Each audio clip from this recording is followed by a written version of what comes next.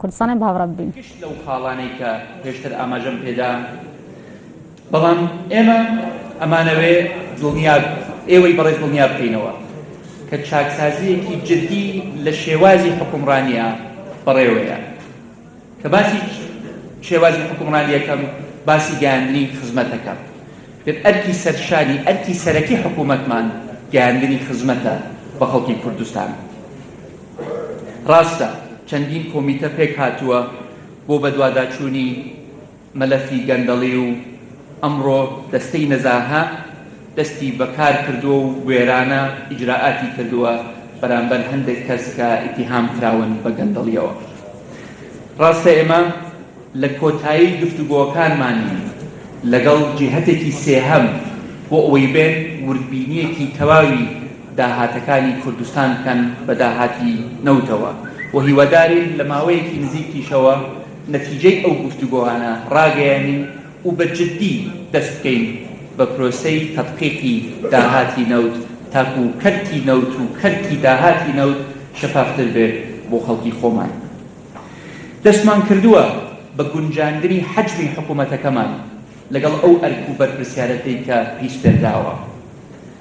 دەستمان کردووە بە دەمجکردنی چەندەها بەڕێوەبەرایەتی لەسەر ئاستی کوردستان بۆ کەمکردنەوەی خەرجی تەشغیلی لەسەر بودجەی هەرێم. و بەڵێنیشە دەین کە ئەم هەنگاوانەی گونجاندنی حەجمی حکوومەتەکەمان و دەمجکردنی بەڕێوەبەرایەتیەکانمان و داخستنی هەندێک لەو بەڕێوەبەرایەتیانەی کە زیادن کاریگەری نابێت لەسەر ئەو موچە خۆرانەوە و فەرمانبەرانی کە لەوێ کارەکەن. دەستمان کردووە بە تایبەتکردنی کەرتی کارەبا کە چۆن وەکو حکوومەت ئێمە بکشینەوە لە هەندێک کەرتە کە ئێمە زاڵین ئەمڕۆ. و بە تایبەتکردنی کەرتی کارەبا هەم کولفەیەکی زۆر لە خەرجیەکانی حکوومەت کەمەکاتەوە، هەمیش دڵنیان خزمەتگوزاری کارەبا بە ئاستێکی زۆر باشتر ئەگەیاندرێت بە خەڵکی کوردستانەوە. هەنگاوەکانمان بۆ نوێکردنەوە و ڕێخستنەوەی وەزارەتی داراییش کە دڵ و جەرگی حکوومەتەکەمانە بەردەوامە.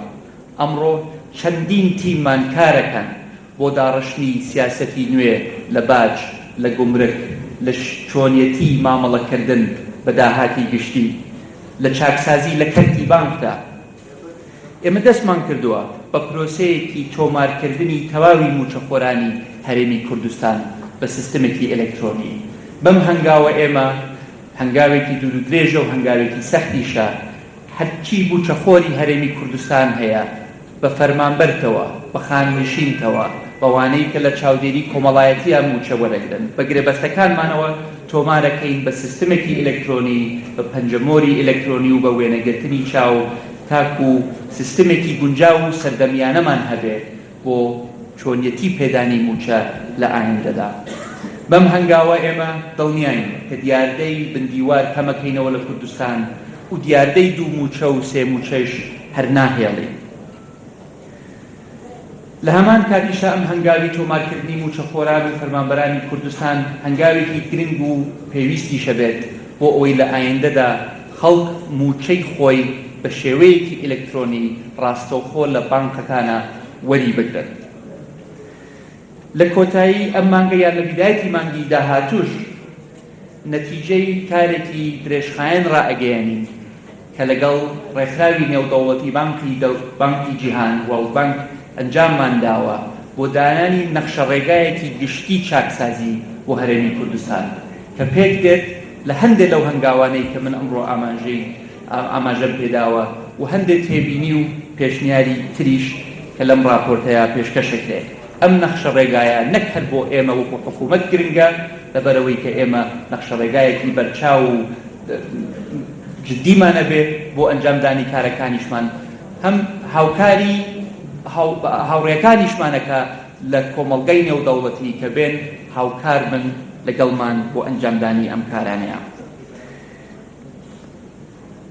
ئەمڕۆ حکوومەت بۆ بەرچاوڕوونی ئێوەی بەڕێز حکوومەت 695 خزمەت ئەگەیەنێ بە هاوڵاتی.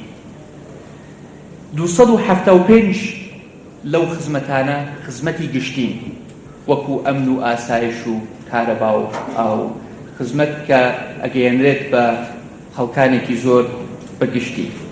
420 دانە لەو خزمەتانە خزمەتی تاکین، وەکو دەرکردنی جواز پاسپۆرت بێت، ئیجازەی سایەحی بێت، یان چەندین خزمەتی تر هەن کە هاوڵاتیەک کە خزمەتخوازێک لەگەڵ دائیرەیەک ڕاستۆخۆ مامەڵەی هەیە. بۆ ماوەی ساڵێکە ئێمە کارمان کردووە لە حکوومەتی هەرێم بۆ کۆکردنەوەی یەکەی ئەو خزمەتانە، بۆ ئەوەی هەم بەرچاوی ئێمە ڕوون بێت کە حکوومەت چی ئەکا، و دوای لە ماوەیەکی نزیکیشتا ئەم هەنگاوانە و ئەم خزمەتانە ڕائەگەیەنین بە خەڵکی کوردستان تا خەڵکیش بزانێت ئاشکراتر بێت کە حکوومەت چی ئەکا بۆ هاوڵاتی و چۆن ئەیگەێنێت. بێگومان هەندێک خزمەت هەیە وەکو ئەوەی کە لە دائیرەی پاسپۆرتە ئەگەێنێت بە هاوڵاتی لە ئاستێکی بەرزایە، لە ئاستێکی باشایە و هاوڵاتی ڕازی و دڵخۆشن بەو ئاستی خزمەتە، بەڵام شاراوە نییە کە خزمەتی تریشمان هەیە کە خەڵک نیگەرانن لێی، دائیرەی تر هەن کە وەک پێویست کاری خۆیان ئەنجام نەداوە یان بوونەتە مایەی نیگەرانی هاوڵاتی. بۆیە بە کۆکردنەوەی ئەم هەموو زانیاریانە و بەڕێخستنی ئەم هەموو خزمەتانە ئامانجی سەرەکیمان ئەوەیە کاری حکوومەت ئاشکراکەین بۆ هاوڵاتی، پیاچوونەوە بەو ڕوتیناتە بکەین بۆ ئەوەی ئەگەر ئیشێک ئەگەر خزمەتێک بە 2 ڕۆژ ئەنجام ئەدرێ، ئەگەر ئیشێک بە 7 هەنگاو ئەنجام ئەدرێ، ئەگەر ئیشێک بە 15 واژوو ئەنجام ئەدرێ، هەوڵ بدەین ئەو ڕوتیناتە کەم بکەینەوە و ئەو ماندووبوونەی کە هاوڵاتیان ڕۆژانە تووشی ئەبن لەگەڵ دام و دەستگاکانی حکوومەتە کەم بکرێنەوە و ئاستی خزمەتی حکوومەتەکەمان باشتر بگەێنین. ضرورە هاوڵاتیان بزانن کە بە چەند هەنگاو ئەتوانی ئیجازەی سایەحی دەرکەیت. ضرورە خەڵک بزانێت کە کولفەی دەرکردنی مۆڵەتی شۆفێری چەندە. بۆیە ئێمە ئەمانەوێ ئەم هەنگاوە ئاشکراکەین بۆ خەڵک تاکو خەڵک بەرچاوی ڕوون بێ، تاکو ڕێگان نەدەین بۆ کەسێک ئیستیفادە لە شارەزانەبوونی هاوڵاتیە بکە و بە ڕێگایەکی دوور و درێژ و بە هەنگاوی زیاتر و بە ڕوتیناتێکی زیاتر یان دوور بە ڕێگایەکی گەندەڵکارانە ئیستیفادە لە هاوڵاتیەکانمان بکەن. دەستێکی ئیشی باش کراوە بۆ ئەم هەنگاوە، یەکەی ئەم خزمەتانە تۆمار کراون لە سیستمێکە ئینشەڵڵا دەستپێکێکی شەبێ بۆ ئەوەی لە 2 ڕۆژدا هەندێک لەم خزمەتانە لە ڕێگای ئەلکترۆنیەوە لە ڕێگای ئینتەرنەتیشەوە بگەێنرێت بە هاوڵاتیان. ئێمە سوود لە نمونەی بەڕێوەبەرایەتی پاسپۆرت وەرەگرین بۆ ئەو کارە جوانانەی کە کردویانە، بۆ ئەو ڕوتینەی کە نەیان هێشتووە، بۆ ئەو سیستمە تازانەی کە بەکاریان هێناوە بۆ ئەنجامدانی کارەکانیان، و وەکو نمونەیەک بەرز نرخماندون بۆ ئەوەی کە ئێمە بتوانین بەراوردی بکەین لەگەڵ دائیرەکانی ترمان، بۆ ئەوەی بتوانین ئەوەی کە لێرە سەرکەوتوو بووە لە دائیرەکانی تریشە دووبارەیان بکەینەوە. بۆیە ئەمەوێت لە کۆتاییدا دەستخۆشی لە هەموو ئەو بەڕێزانە بکەم لە مەحافظ و گشت لایەنەکان، لە بەڵێندەرەکان و لە